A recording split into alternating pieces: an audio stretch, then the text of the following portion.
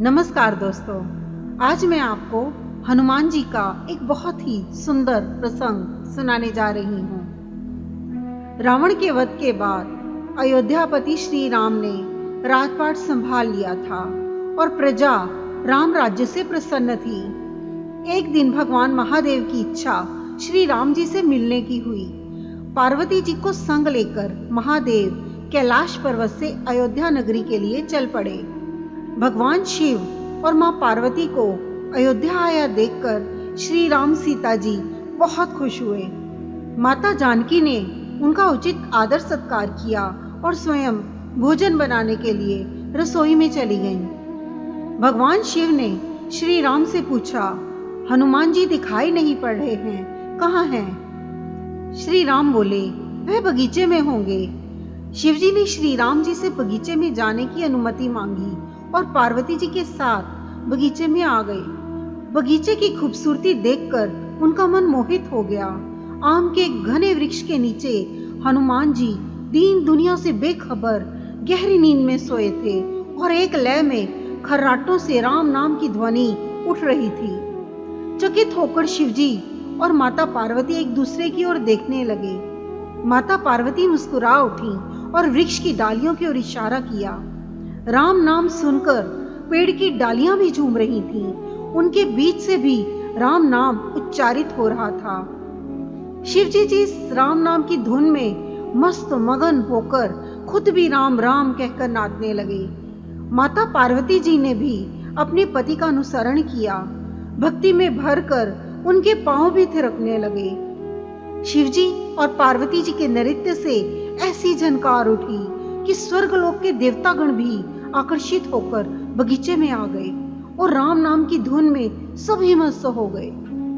माता जानकी भोजन तैयार करके इंतजार कर रही थीं, परंतु संध्या गिरने तक भी अतिथि नहीं पधारे। तब अपने देवर लक्ष्मण जी को बगीचे में भेजा। लक्ष्मण जी ने तो अवतार ही लिया था श्री राम की सेवा के लिए। अतः बगीचे में आकर जब उन्होंने धरती पर स्वर्ग का नजारा देखा तो खुद भी राम नाम की धुन में झूम उठे। महल में माता जानकी परेशान हो रही थी कि अभी तक भोजन ग्रहण करने कोई भी क्यों नहीं आया। उन्होंने श्री राम से कहा, भोजन ठंडा हो रहा है, चलिए हम ही जाकर बगीचे में से सभी को बुला लाएं। जब सीताराम जी बगीचे में गए तो वहां राम नाम की धूम मची हुई थी।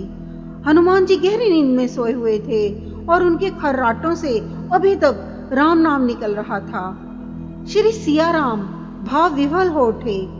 श्री राम जी ने हनुमान जी को नींद से जगाया और प्रेम से उनकी तरफ निहारने लगे। प्रभु को आया देखकर हनुमान जी शीघ्रता से उठ खड़े हुए। नृत्य का माहौल भंग हो गया। शिव जी खुले कंठ से हनुमान जी की राम भक्ति की सराहना करने लगे। हनुमान जी सकुचाए लेकिन मन ही मन खुश हो रहे थे। श्री सिया राम जी ने भोजन करने का आग्रह भगवान शिव से किया। सभी लोग महल में भोजन करने के लिए चल पड़े। माता जानकी भोजन परोसने लगी। हनुमान जी को भी श्री राम जी ने पंक्ति में बैठने का आदेश दिया। हनुमान जी बैठ तो गए, परंतु आदत ऐसी थी कि श्री राम के भोजन के उपरांत ही वे भोजन करते थे। आज श्री राम के आदेश से पहले भोजन करना पड़ रहा था। माता जानकी हनुमान जी को भोजन परोसती जा रही थी और हनुमान जी का पेट ही नहीं भर रहा था।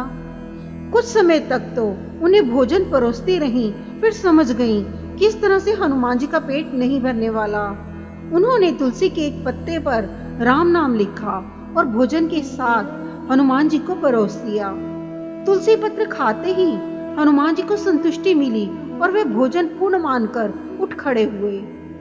भगवान शिव शंकर ने प्रसन्न होकर हनुमान जी को आशीर्वाद दिया कि आपकी राम भक्ति युगों युगों तक याद की जाएगी और आप संकट मोचन कहलाएंगे।